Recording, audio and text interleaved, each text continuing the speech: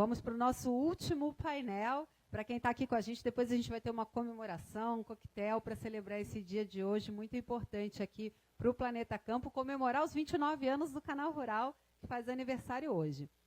Bom, agora a gente vai para o quarto painel, falando sobre a rastreabilidade total da cadeia de alimentos. Temos a presença de 5 convidados. Antes de ouvi-los, a gente vai trazer um case de algo concreto que já é realizado em termos de rastreabilidade pelo Brasil. Eu vou chamar o vídeo para vocês assistirem com a gente. A rastreabilidade não é mais um diferencial, é exigência de mercado. No Pará, palco da COP30 e com um dos maiores rebanhos do país, a JBS investe mais de 35 milhões de reais para ajudar pequenos produtores a entrar nessa nova era. Mais de 120 mil brincos de identificação já foram entregues de graça.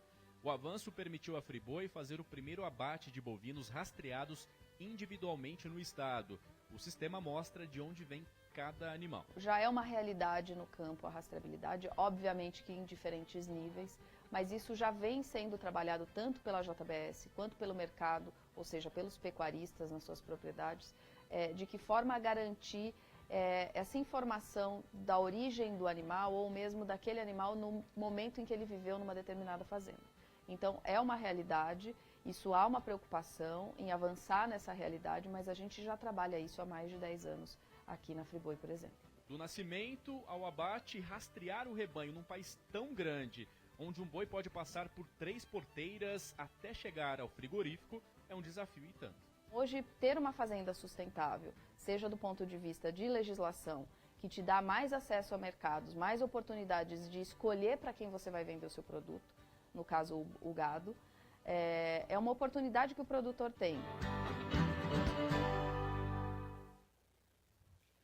Muito, muito importante esse case, né, que a gente acabou de ver. Eu agradeço a você que está em casa com a gente também, desde 1 da tarde, acompanhando aqui tantos debates importantes para posicionar o nosso agro brasileiro como parte da solução ali dos problemas climáticos e também da alimentação produzindo de forma sustentável. Para fazer o nosso quarto painel, com o tema rastreabilidade total da cadeia de alimentos, eu chamo ao palco Liege Corrêa, diretora de sustentabilidade da JBS Brasil. Por favor, Liege.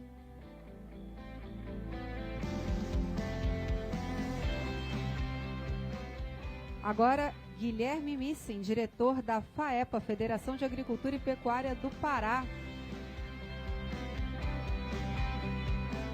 Vamos à terceira convidada do painel, a Neucina Tropardi, vice-presidente de Assuntos Corporativos ESG do Grupo Carrefour Brasil.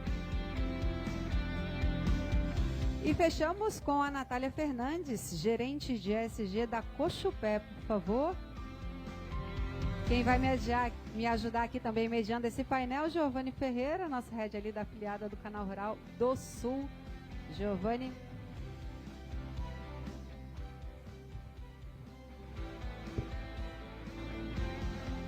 Obrigado, Jaque. Da agricultura pecuária, uma informação aqui para a gente também incorporar nesse debate. O Brasil é o maior maior exportador de carne bovina do mundo. 2020, e crescemos a passos largos, tá, nos últimos anos. 2023, nós embarcamos 2 milhões de toneladas. 2025, 2,5 milhões de toneladas. Perdão, 2024, 23, 24. 2025, a gente deve se aproximar de 3 milhões de toneladas de carne bovina exportada, um crescimento acima de 20% ao ano nos embarques. Liege, começar com você, e cada vez mais esse consumidor, não só aqui no Brasil como lá fora, quer saber o seguinte: de onde vem o meu bife? De onde vem essa carne? Que cuidados a gente tem com boas práticas, com preservação, e como garantir essa rastreabilidade? Nós estamos no estado, a COP acontece no estado, onde está boa parte do rebanho bovino brasileiro. Conta um pouquinho para a gente desse case aqui do Pará em rastreabilidade, quando a gente olha para a JBS. Obrigada, boa tarde. Bom, já falei tudo no vídeo, gente, agora não preciso nem mais... Prazer estar aqui com vocês. que eu acho que tem uma coisa importante para ser dita aqui para todos os produtores, né? A Guia de Trânsito Animal, que é a GTA, ela surgiu em 1990, né? 2012 ela passa a ser digital e isso já é rastreabilidade, né? Então o Brasil é um país que já faz rastreabilidade há muitos anos, né? Hoje, para você transitar um gado de um lugar para o outro, você precisa emitir a Guia de Trânsito Animal. Então, isso não é pouca coisa e a gente deve receber esse reconhecimento. O Estado do Pará traz uma adicionalidade à rastreabilidade, que é a rastreabilidade individual. Hoje, muitos produtores já usam a rastreabilidade individual como gestão da sua propriedade. Por quê? Porque ele vai tratar o indivíduo, ele vai olhar ganho de peso, vacinação e uma série de outros fatores na gestão dessa propriedade. Então, o produtor que quer fazer gestão, ele adquire esse dispositivo individual de rastreabilidade e tem um monte de software, assim como ele pode fazer numa planilha de Excel, né? Um produtor menor que não quer gastar com o software, ele vai fazer esse controle.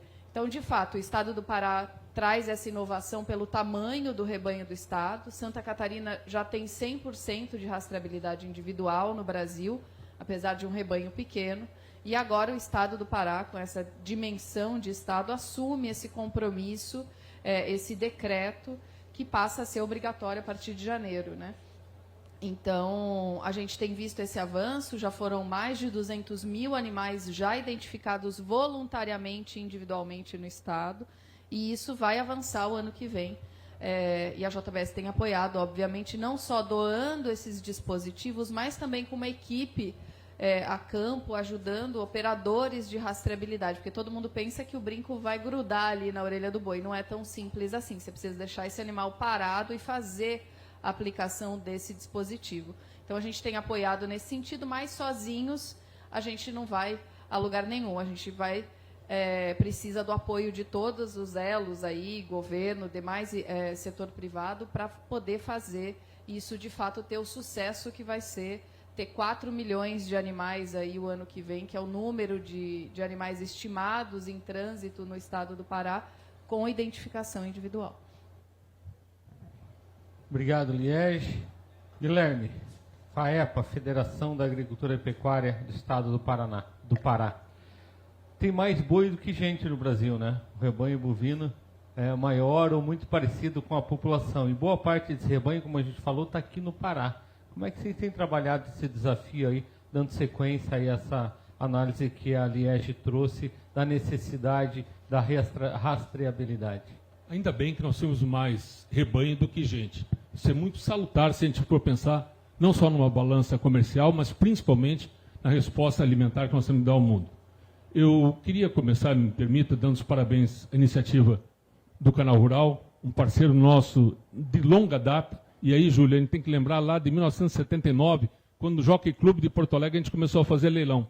Então, de lá para cá, andou bastante, daqueles leilões para cá, a gente fez uma caminhada muito boa. E também me permitiu, Liege, de eu fazer uma correção, mas a culpada é a Bárbara, lá da Depará, que me trouxe o dado atualizado. Já chegamos a 300 mil animais com 1.000 produtores rurais. Então, não fica brava comigo, mas foi a Bárbara que veio me trazer os dados. Obrigado. O trabalho da Depará, que é muito, para nós, é fundamental. Uma coisa que nós precisamos deixar bem claro aqui, falando de tamanho de rebanho, esse estado é diferente em qualquer coisa que nós formos comentar. Se nós marcarmos uma reunião para depois da chuva, hoje nós já teríamos 2 reuniões com a chuva que está caindo agora. Além disso, nós somos o maior exportador de boi em pé. O Pará tem uma infraestrutura, junto com todas as unidades de pré-estabelecimento de exportação de boi em pé, e isso nos ajuda muito nesse comércio. Precisamos também salientar que o tamanho do Estado, ele tem vários sistemas de criação diferentes. Claro que o arquipélago Marajora não tem nada a ver com o sul do Pará, muito menos com o oeste, como o nordeste são diferentes. Então os trabalhos têm que ser pensados nessa forma, e aí o pessoal de campo sabe muito bem que isso.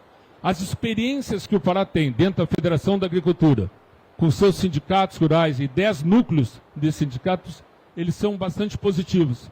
Aqui nós começamos várias dessas etapas.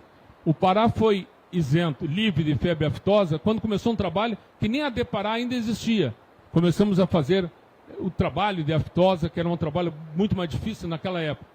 Também precisamos citar que o crescimento desse rebanho, quando a gente vai analisar, esse rebanho que começa lá pelo Rio Grande do Sul, E aí vai diminuindo o percentual do Rio Grande do Sul, do Paraná, e ele vem subindo naturalmente pelo centro-oeste e hoje o norte do país. Para chegarmos ao segundo rebanho, nós chegamos com uma naturalidade muito grande e temos um boi mais barato do país.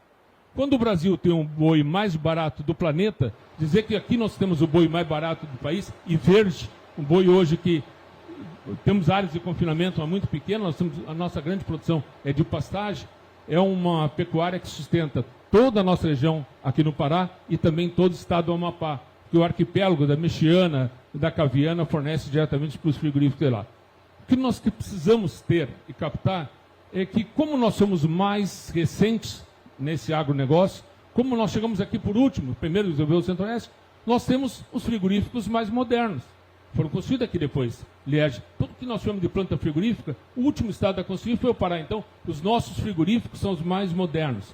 A nossa equipe hoje, e aí eu aproveito a equipe da Depará que está aqui o Ulisses também, que trabalhou bastante tempo lá dentro, é uma equipe que é engajada. O pessoal vai atrás, junto com o pessoal do Fundepec, no apoio que tem lá da Federação da Agricultura. Nós estamos prontos para dar essa resposta, e essa resposta que o Estado do Pará está consolidando agora, junto não só a toda a indústria frigorífica, mas principalmente aos produtores, talvez seja, mais uma vez, um fator que deixa surpreso. Há pouco eu falei para o Júlio, estava comentando aqui nos bastidores, estão falando bastante aqui no Carbono Zero, né? E espetáculo Carbono Zero. Hoje de manhã, eu estava numa reunião lá no Palacete Pinho, onde nós apresentamos do Grupo Reicom 40 mil hectares com sobra de carbono e produção de pirarucu. E nós tendo que responder isso em uma palestra hoje extraordinária, vale a pena pegar esse áudio, esse vídeo depois para o canal, o que nós estamos produzindo no Pará. Estamos chegando de Altamira. Os leilões essa semana lá em Altamira foram um espetáculo. Nós estamos trabalhando com animais bem acima do valor na Transamazônica. É um resultado importante. Mas principalmente, gravem isso, Canal Rural. Nós temos gente que gosta de gado. Se você chegar hoje nas fazendas de Uberaba, chegar nas fazendas de gado de seleção, a maioria veio do Marajó. Que são pessoas criadas no meio do gado.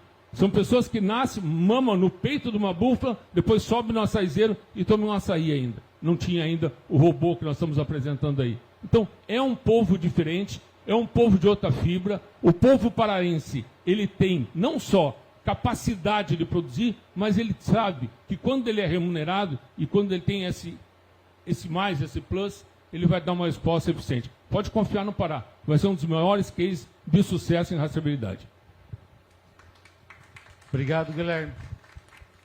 Nelcina, se existe a necessidade da rastreabilidade na ponta da produção, é porque tem uma exigência lá na outra ponta do consumo. A gente está falando muito aqui de carne bovina, de boi, mas isso vale para toda a cadeia de alimentos, né? Gostaria que você falasse um pouco da experiência do Carrefour nessa relação com o produtor e o consumidor. Só deixa eu botar bovina e bubalina junto, senão metade do Pará já briga com nós. Por favor. Bom, primeiramente, boa tarde a todos. Muito obrigado pelo convite de fazer parte aqui dessa conversa. Para mim, que represento aqui o Grupo Carrefour Brasil, como brasileira, é um orgulho poder tratar desse assunto aqui com vocês. Deixa eu só dar uma contextualizada um pouco do que é o grupo, né? Para vocês entenderem por que a gente entende que a gente tem um papel de articulador mesmo, de elo para ajudar na mudança, né? A gente tem aqui no Brasil mais de 1000 lojas em todos os estados da Federação Brasileira. A gente opera com as bandeiras Atacadão, Carrefour e Sam's Club. Eu tenho circulando nas minhas lojas diariamente cerca de 2 milhões de pessoas, 60 milhões no mês. Então, estou falando aí de que quase 30% da população brasileira circula nas nossas lojas todo mês. É um número bastante significativo. O que a gente percebe é que o consumidor, não só o brasileiro, mas o brasileiro principalmente, ele busca, sim, produtos mais sustentáveis, de um modo geral. Ele gosta de saber que ele está comprando um produto mais sustentável. E a gente tem um compromisso global de levar para o consumidor produtos mais sustentáveis, mas também num preço mais acessível. A gente ajuda a combater aquela máxima, né, que às vezes dizem por aí que um produto mais sustentável ele é mais caro. Não necessariamente. Não necessariamente. E aí a gente atua dessa forma. No que diz respeito à carne, aí desde 2016 a gente tem um programa de monitoramento, né? E com a ajuda dos produtores a gente veio melhorando esse programa de monitoramento. Hoje a gente consegue monitorar aí 100% das fazendas que fazem fornecimento direto. Estou falando aí de mais ou menos 30 mil fazendas anualmente, 24 milhões de hectares em todos os biomas aqui do país. E estamos aqui apoiando esse projeto aqui do Pará, porque ele vai atuar justamente nos fornecedores indiretos, né, nas fazendas onde a gente tem a cria e a recria, e que é mais complexo essa dinâmica, e a gente só vai conseguir mesmo atingir esse rastreamento quando tiver uma união da indústria, do varejo, obviamente, mas também do governo, que é exatamente o que está acontecendo aqui, né? Nós apoiamos aí também, fizemos investimento na capacitação dos médios e pequenos produtores, apoiando o projeto diretamente. E eu tenho um prazer muito grande de contar para vocês que as 2 lojas aqui da capital do Pará, todas das carnes que estão sendo comercializadas lá, enquanto nós falamos aqui, elas já são carnes 100% rastreadas. Esse é só o começo, e nós estamos aqui para dar o total apoio para que isso avance cada vez mais. Eu concordo com você, vai ser um sucesso. Vai ser, no Pará, vai ser um sucesso completo esse programa. E finalizo aqui a minha fala ressaltando que a gente percebe, sim, que para o consumidor brasileiro é muito importante ter essa consciência de que ele está levando para casa um produto mais sustentável num preço que ele está acostumado a pagar.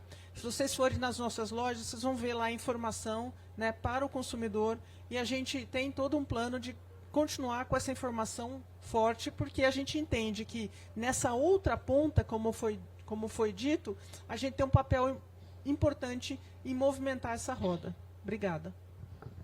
Obrigado. Vamos agora a Natália Carr, ela que é gerente de ESG da Cochupé, a maior cooperativa de café do mundo.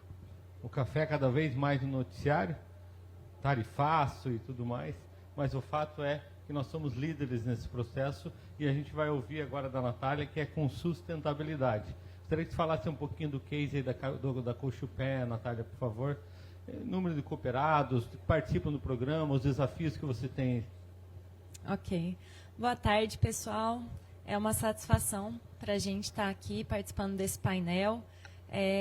Tem sido incrível essa tarde escutar o que a carne vem fazendo, rastreabilidade, carbono, regenerativo, enfim, aprendi muito e fico muito feliz de ver que a gente na Cochupé também está seguindo esse caminho.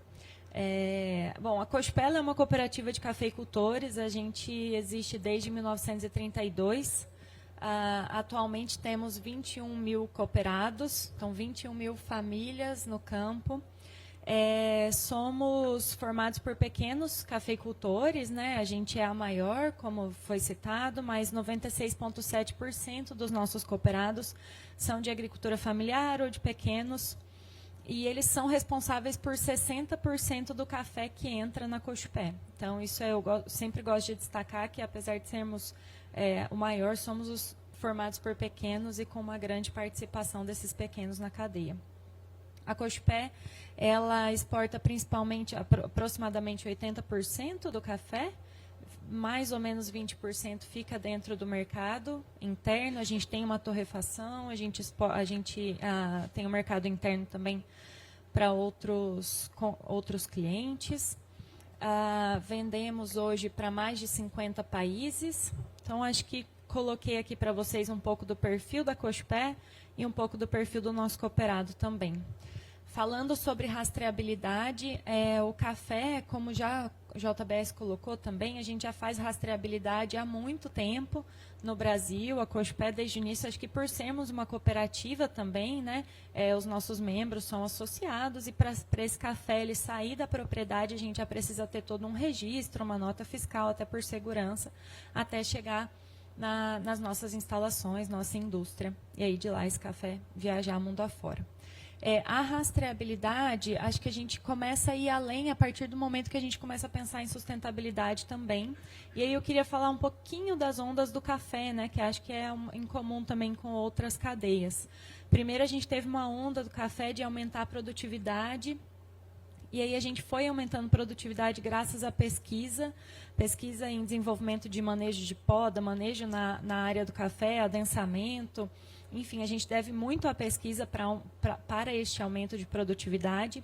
E, em segundo momento, aí a gente começou a olhar mais para o ambiental mesmo. Então, segundo momento, para a qualidade. Então, a gente aumentou em produtividade, mas a nossa qualidade ainda não era aquela melhor qualidade. O café do Brasil não era muito reconhecido pela qualidade de bebida. E aí, a partir daí, a gente começa a olhar também para a qualidade.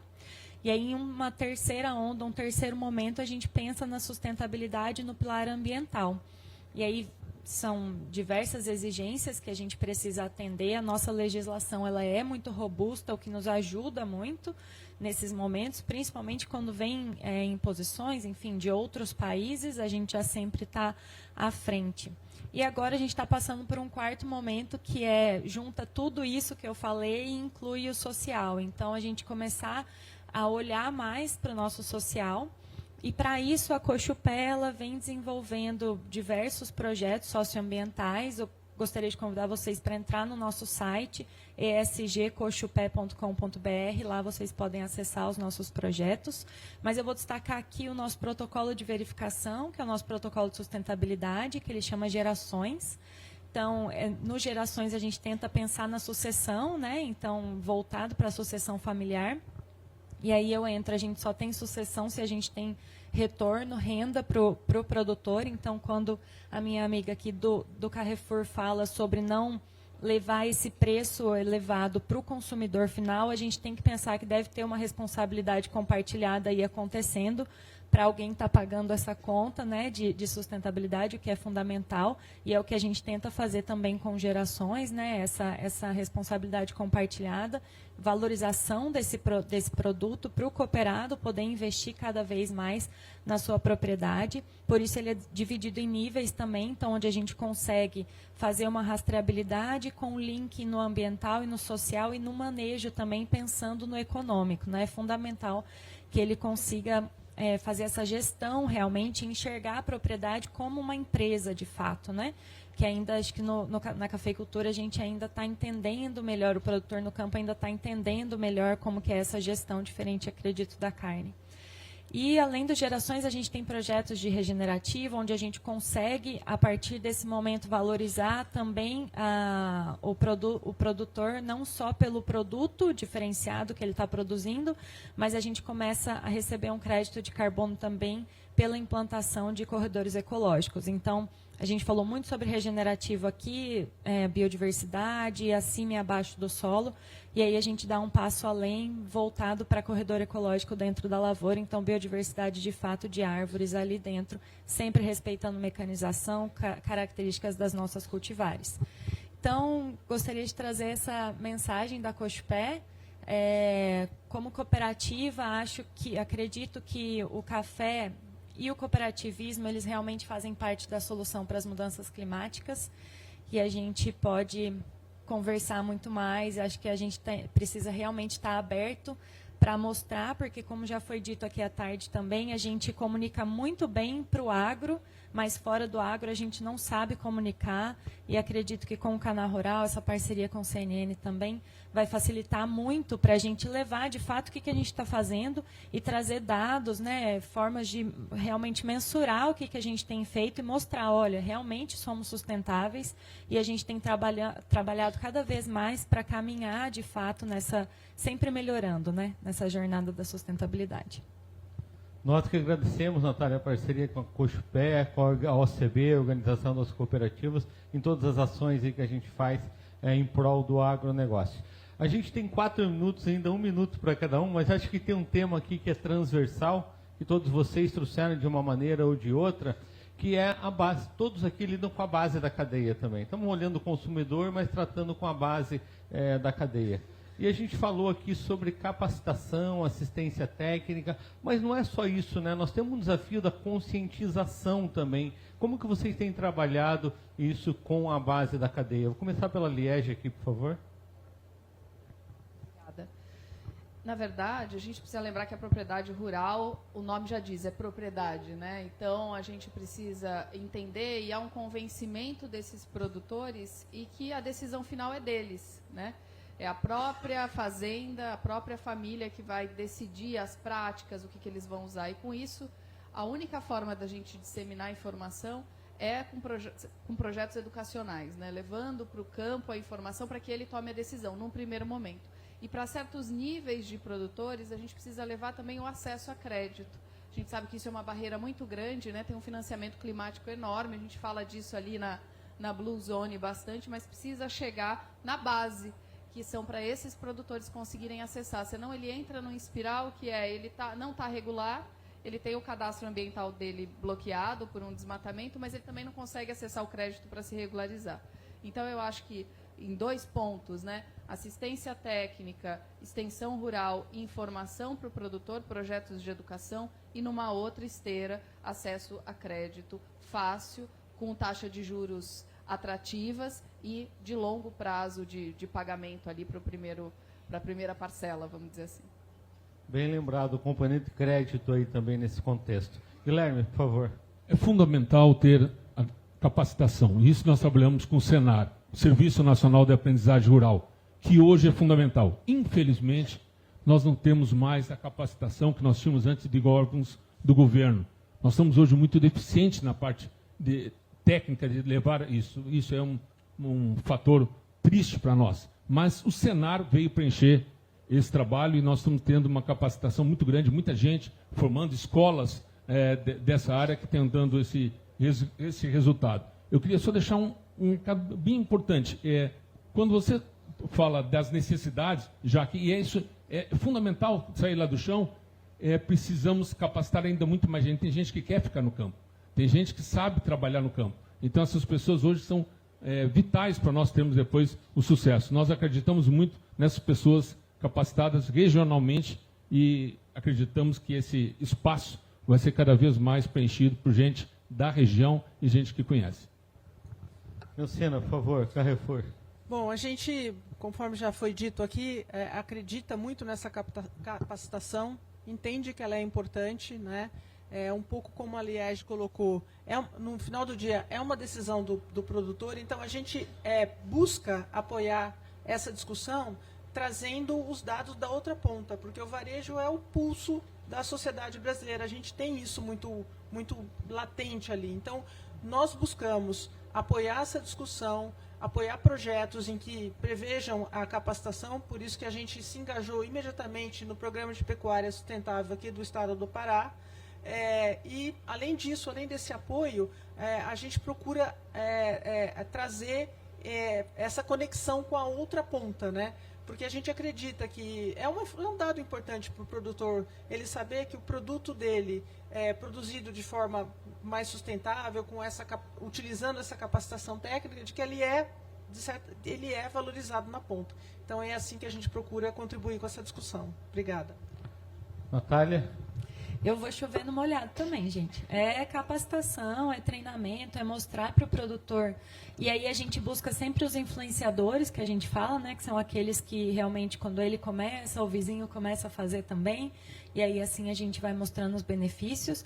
Então, treinamento, capacitação, sempre voltado para fazer essa ponte entre a ciência, a pesquisa, de como que ele pode evoluir no campo, e aí assim traz pertencimento também, né? Que eu acho que a hora que ele começa a entender que o café dele vai estar no Carrefour, que o café dele vai estar em tal lugar, né? Que o café dele vai lá para a Europa, enfim, isso também ajuda ele a ficar mais entusiasmado ainda no trabalho dele.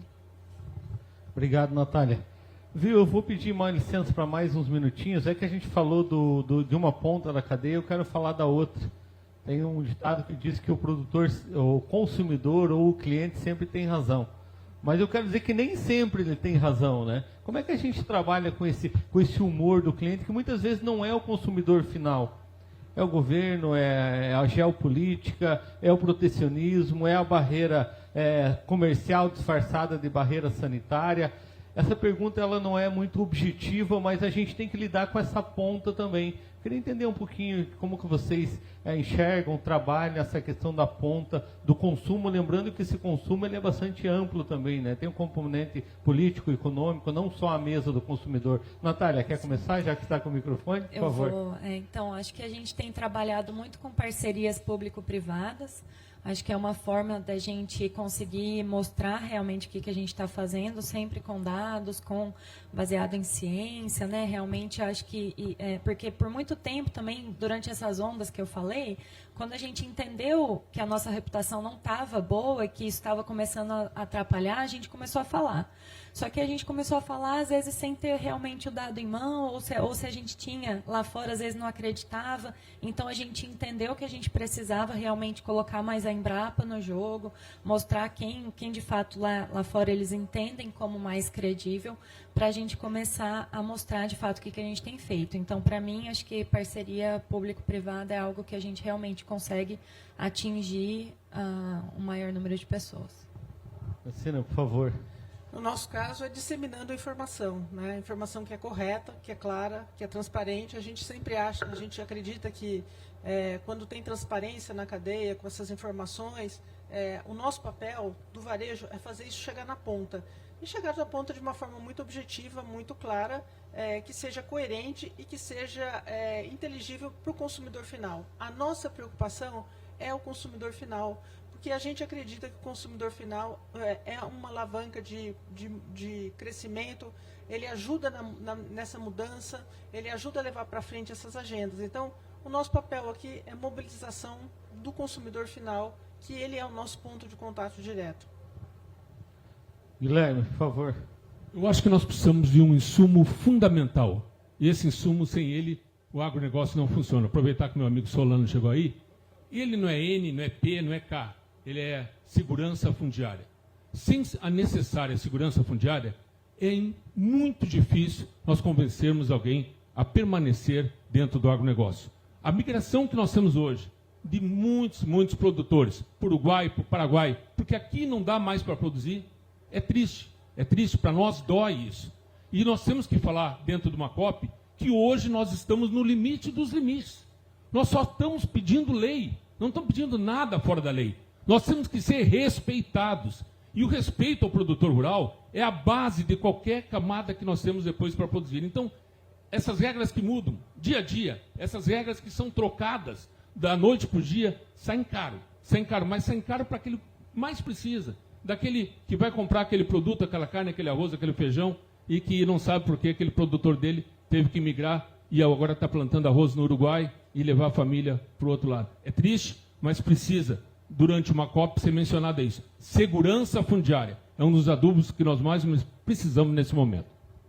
Guilherme, você fez uma provocação e que eu não posso deixar de entrar nesse tema. Se eu tiver errado, me corrija logo. Por favor, não, de maneira nenhuma, tá?